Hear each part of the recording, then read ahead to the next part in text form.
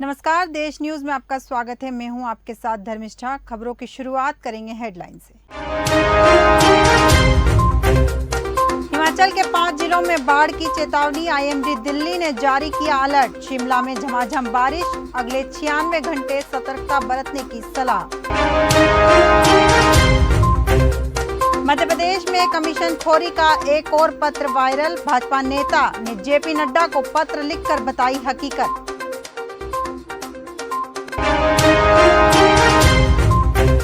CM Yogi Adityanath ने सुनी 200 लोगों की समस्या, योगी बोले हर जरूरतमंद का बनवाए आयुष्मान कार्ड।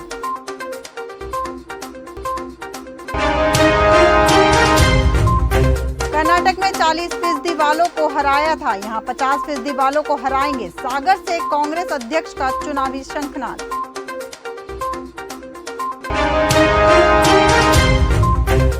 भोपाल में सड़क निर्माण का ऑडिट करने निकले मंत्री सारंग, इंजीनियर को नहीं देख हुए नाराज। कमिश्नर से बोले फील्ड में कोई नहीं, कैसे चलेगा काम। खबरें विस्तार से। उपराष्ट्रपति बनने के बाद सैनिक स्कूल की ओर से भी उन्हें चित्तौड़गढ़ आने का इनविटेशन दिया गया था। निमंत्रण को अब स्वीकार करते हुए वे अपने स्कूल और टीचर से मिलने पहुंचे। उपराष्ट्रपति का स्कूल में प्राचार्य कर्नल सौम्यव्रत धर और उप प्राचार्य लेफ्टिनेंट कर्नल पारुल श्रीवास्तव ने उनका स्वागत किया। इसके बाद गार्ड ऑफ ऑनर दिया गया। उपराष्ट्रपति स्कूल कैंपस में पौधारोपण किया। इसके बाद सैनिक स्कूल से 1.5 किलोमीटर दूर शास्त्री नगर में रहने वाले अपने स्कूल टीचर और हाउस मास्टर रहे 86 साल के एचएस राठी के घर पहुंचे। उपराष्ट्रपति ने घर पहुंचते ही अपने सर के चरण स्पर्श कर आशीर्वाद लिया।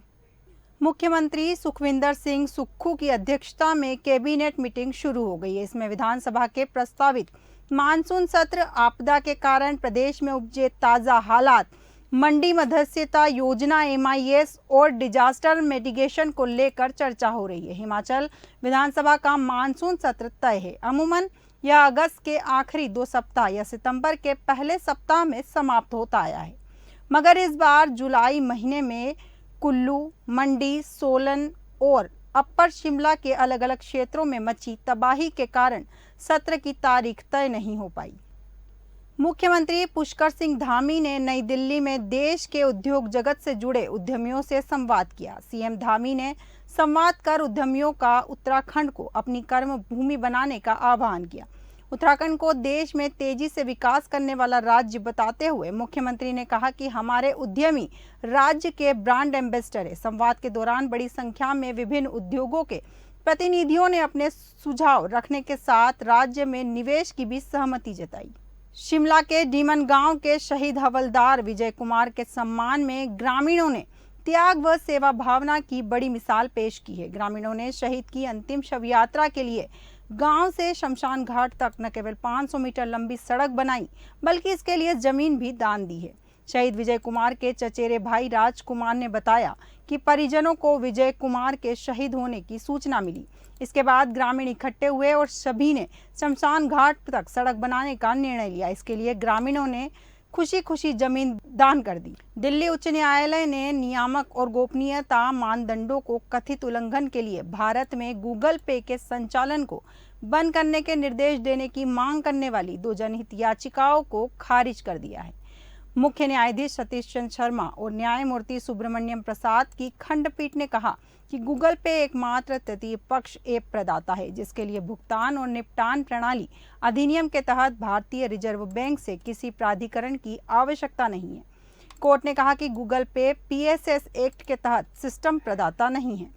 हरियाणा के नूंह जिले में बुलडोजर एक्शन जारी रखने पर Punjab Haryana high court action mode में आ गया है।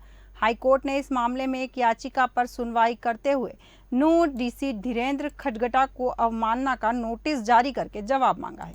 कोर्ट ने अवमानना का आरोप लगाने वाली याचिका पर विचार किया है। इसके बाद उच्च न्यायालय के न्यायमूर्ति अरविंद सिंह सांगवान ने रहीमुद्दीन और नूंह जिले के अन्य निवासियों द्वारा दायर याचिका पर सुनवाई करते हुए नोटिस जारी किया है। याचिकाकर्ताओं ने एक याचिका में उच्च न्यायालय द्वारा पारित 15 दिसंबर 2020 के आदेश का उल्लंघन करने का आरोप लगाया है, जिसमें विशिष्ट निर्देश जारी किया गया था कि जब तक याचिकाकर्ताओं के प्रतिनिधित्व पर निर्णय नहीं हो जाता तब तक उन्हें स्थानांतरित करने के लिए पर्याप्त समय दिया जाए और कोई कदम नहीं उठाया जाए।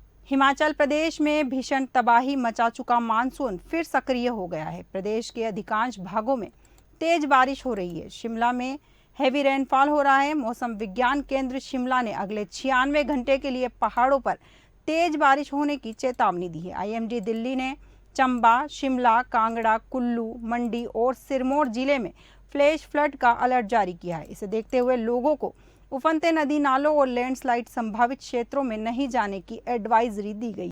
झारखंड के जमशेदपुर में एक पुलिस अधिकारी ने सिद्धू मूसेवाला को आतंकवादी कह दिया। आपको बता दें, झारखंड के जमशेदपुर में सीताराम मडेरा थाने के एसएचओ भूषण कुमार ने इलाके में नाका लगा रखा था। तभी एक व्यक्ति बुलेट पर आया। एसएचओ ने बिना हेलमेट होने के कारण बुलेट को रोक लिया। बुलेट पर व्यक्ति ने सिद्धू मूसेवाला का स्टिकर लगा रहा था। यह देखकर एसएचओ भूषण कुमार भड़क गए और बोले, इसे तुम आइडियल मान रहे हो सिद्धू मूसेवाला को, जो एक आतंकी है। सिद्धू मूसेवाला का यह वीडियो सोशल मीडिया पर वायरल कर दिया, जिसके बाद फैंस भड़क गए। सिद्धू मूसेवाला के फैंस ने झारखंड पुलिस के खिलाफ गुस्सा जाहिर करना शुरू कर दिया। बढ़ता विरोध देख झारखंड पुलिस के एसएचओ भूषण कुमार ने इस गलती के लिए माफी मांगी। मुरादाबाद में भाजपा नेता अनुज चौधरी की हत्या के 3 आरोपी को पुलिस ने मुठभेड़ हो गई। 2 अलग अलग जगह हुए एनकाउंटर में 3 शूटरों को गोली लगी है। इस एनकाउंटर में 2 पुलिस वाले जख्मी हुए हैं। एसएसपी हेमराज मीणा ने बताया कि अनुज चौधरी हत्याकांड में पुलिस तीनों शूटर्स की तलाश कर रही है। शूटर्स की लोकेशन ट्रेस होते ही पुलिस टीम को ऑपरेशन के लिए रवाना किया गया। शूटर्स 2 बाइक पर कांठ की तरफ से मुरादाबाद आ रहे थे।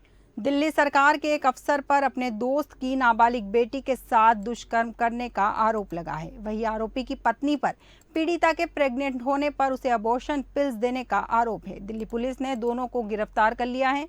आपको बता दें, आरोपी दिल्ली के महिला एवं बाल विकास विभाग का डिप्टी डायरेक्टर था। दिल्ली सरकार ने आरोपी को नौकरी से सस्पेंड कर दिया है। दुष्कर्म पीड़िता दिल्ली के हॉस्पिटल में भर्ती है। दिल्ली महिला आयोग के अध्यक्ष स्वामी मालीवाल इससे मिलने पहुंची, लेकिन हॉस्पिटल ने उन्हें मिलने की परमिशन नहीं दी। रीवा में एक सरकारी टीचर को 2 युवकों ने बुरी तरह पीट दिया। बीच रोड पर टीचर पर डंडे बरसाए गए। दोनों युवक भाजपा विधायक श्यामलाल द्विवेदी के रिश्तेदार बताए जा रहे हैं। मामला जिले के चाक घाट थाना इलाके का है। आरोपी ने अपनी धमक और धौंस दिखाने के लिए मारपीट का वीडियो भी वायरल किया है।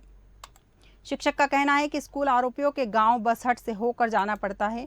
इसके अलावा कोई दूसरा रास्ता नहीं है। चाक घाट थाना प्रभारी अभिषेक पटेल ने बताया कि इस मामले में केस दर्ज हुआ था, तब वीडियो जैसी कोई बात सामने नहीं आई थी। फिलहाल पुलिस ने एफआईआर कर आरोपियों को गिरफ्तार कर कोर्ट में चालान पेश कर दी। हरियाणा के सोनीपत के बड़ी औद्योगिक क्षेत्र की एक फैक्ट्री में भीषण आग लग गई। फैक्ट्री में काम करने वाले कर्मचारियों को बाहर निकाल लिया गया है।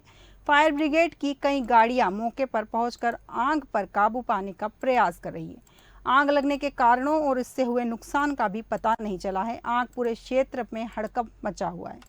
आसमान काले धुएं के गुब्बार से भर गया। मौके पर लोगों की भीड़ लग गई।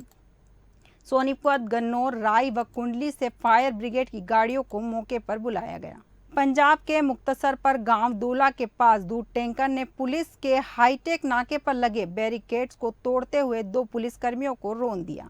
हादसे में दोनों पुलिसकर्मी गंभीर रूप से घायल हो गए। यह हादसा नाके पर लगे सीसीटीवी कैमरे में कैद हो गया, जिसमें तेज रफ्तार के चलते ड्राइवर ने टैंकर से नियंत्रण खो दिया और नाके पर लगे बैरिकेड तोड़ते हुए वहां पर मौजूद 2 पुलिसकर्मियों को रौंद दिया।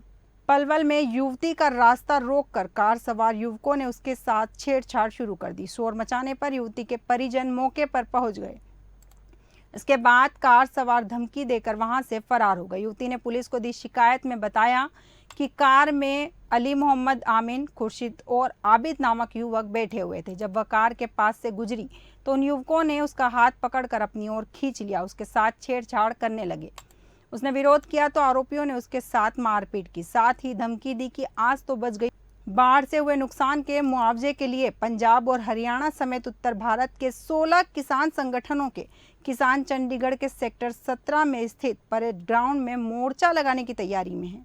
हालांकि पुलिस ने उन्हें चंडीगढ़ में घुसने से रोकने की पूरी तैयारी कर ली है। पंजाब के मोहाली से सटे चंडीगढ़ बॉर्डर को सील कर दिया गया है। पंचकुला से भी चंडीगढ़ के रास्ते सील किए जा चुके हैं।